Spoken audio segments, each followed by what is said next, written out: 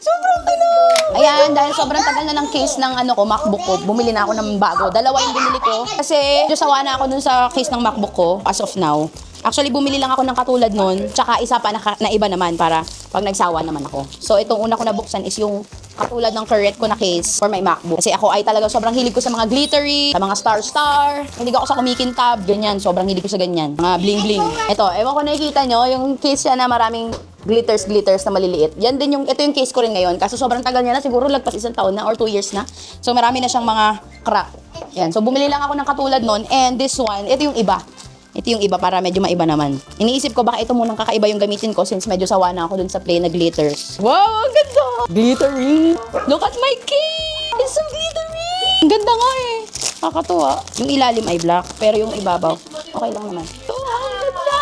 Sobrang glittery niya! Papalitan na natin tong na to kasi yan may mga crack-crack na. Kita ba? Ayan, may crack na dito. Ito. Yan, crack na tong dulo na, gilid na to. Ayan. Ito din. Crack-crack na yung mga dulo-dulo niyan. Yan, kaya papalitan na at lilinisin na dahil ang dumi-dumi na.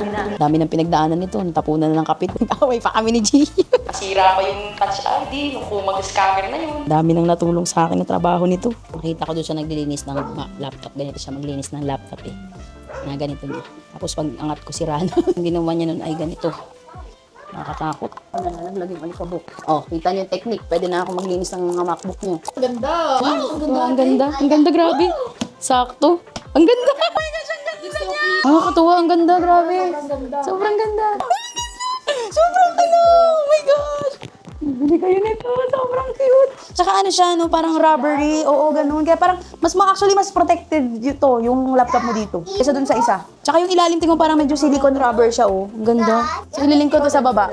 Ayan. Pag nagsawa ako dito, babalik ako dun sa dati ko. Yung plain na mga glitters. Ayun lang, ang haba ng video na to. Bili kayo, sobrang ganda. Bye!